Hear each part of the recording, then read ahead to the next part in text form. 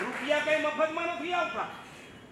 રૂપિયાના કોઈ કલ્પનું ઝાડ નથી આપણા ભારત દેશની અંદર કે આમ હલાવીએ ને એક જણ માટે આમ કરોડ રૂપિયા નીકળી પડે. કોણ બનેગા કરોડપતિ, એમાંય માથા 25 કરે ત્યારે 25 લાખ સુધી પહોંચાય. મેં કીધું આવી રીતે આપણે રૂપિયાઓ ઉડાવી નથી દેવા.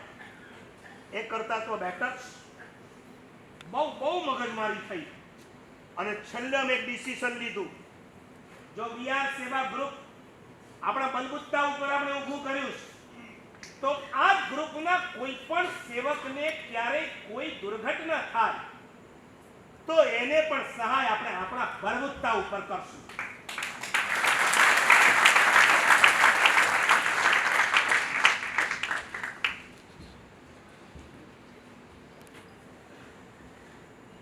આપણે કોઈની પાસે ભીખ માંગવા નથી જવું.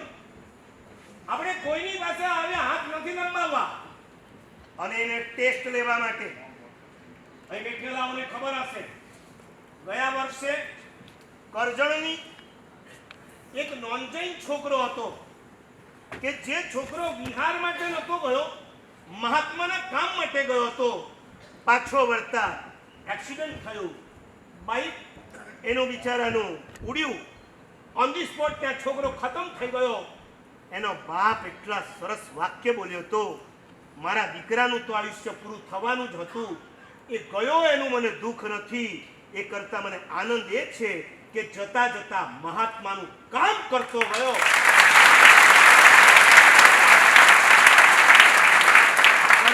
સંઘે તો એની બધી સહાય પૂરી કરી દીધી, છતાંય અમારા વીઆર સેવા ગ્રુપના સભ્યો નિશ્ચિંત થાય એટલા માટે ટેસ્ટ લેવા માટે ગયા 6થા સંમેલનની અંદર મેં સભા સમક્ષ રજૂઆત કરી. અને તમે માનશો આ એ જ યુવાનો છે કે જેને આ યુવાનના પિતાને 4.5 લાખ રૂપિયા કરી આપ્યા. જ્યારે એ નોનજૈનનો બાપ કે મારા સાહેબ હવે મને નથી જોઈતા, ખરેખર મારે જરૂરિયાત નથી, બસ કરો. કોઈએ 5, કોઈએ 11, કોઈએ 21, 31 અને આ ભિવંડી ગ્રુપે 51,000 રૂપિયા આપી 4.5 લાખ રૂપિયા આ ભાઈને પહોંચાડ્યા. આજે ભાઈ નિશ્ચિંત થઈ ગયા. મારે દાણો દબાવવો હતો, આવતીકાલે આવી કોઈ ઘટના ઘટે તો શું થઈ શકે. અમે તો નિશ્ચિંત થઈ ગયા. પણ 7, 8 અને 9 વર્ષથી ચાલતા આ વીઆર સેવા ગ્રુપનું પુણ્ય એવું જબરજસ્ત બંધાઈ ગયું.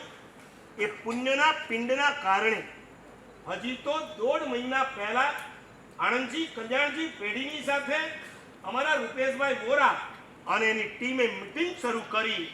અને તમે નહીં માનો, હમણાં જેમ કલ્પેશભાઈએ કીધું એ પ્રમાણે ગઈકાલે શનિવારે પેઢીના ઇતિહાસમાં દેવ દ્રવ્યના કદાચ લાખો અને કરોડો રૂપિયા જીર્ણોદ્ધાર માટે અપાયા હશે.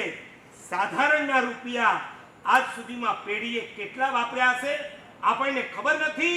પણ ગઈકાલે આનંદજી કલ્યાણજી પેઢીએ સંવેદભાઈ લાલભાઈ આદિ ટ્રસ્ટી મંડળે એક ઠરાવ કરી દીધો, વીઆર સેવા ગ્રુપનો કોઈ પણ સભ્ય વિહાર દરમિયાન અકસ્માત થાય, ઇન્જર્ડ થાય, હોસ્પિટલમાં જાય, ફ્રેક્ચર થાય કે કદાચ કોઈ કર્મના ઉદયથી પરલોકમાં જાય, જે પણ ખર્ચ થશે એ ટોટલ ખર્ચ આણંદજી કલ્યાણજી પેઢી ઉપાડે.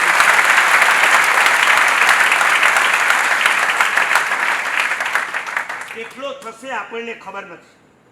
7-8 વર્ષમાં કદાચ આ જૈન સંઘને 22 થી 25 લાખથી વધારે ખર્ચ વીઆર સેવા ગ્રુપના યુવાનના ઓપરેશન વગેરેમાં થયો નથી. આગળમાં કેટલો થશે ખબર નથી. પણ એટલી ખબર છે કે હવેથી અમારો તમામ યુવાન નિશ્ચિંત થઈ ગયો છે. આટલી મોટી પેઢીએ જ્યારે જાહેરાત કરી હોય, એક વાત કહી દઉં, શત્રુંજય તીર્થ એ જો તીર્થ છે તો આણંદજી કલ્યાણજી પેઢી તીર્થંકર છે. પેઢીએ આટલું જબરજસ્ત આશ્વાસન આપ્યું હોય, કદાચ હજારો ગ્રુપ જૈનોના ચાલતા હશે ભારતની અંદર, પણ કોઈ એક ગ્રુપને નિશ્ચિંત પેઢીએ કર્યું હોય તો વિહાર સેવા ગ્રુપ સદભાગી છે. આવા પેઢી માટે તમે બેઠા બેઠા તાળીઓ વગાડો ના ચાલે, તમે બેઠા બેઠા ખાલી વાજા વગાડો ના ચાલે, તમે ઊભા થાઓ, તમે ઊભા થાઓ.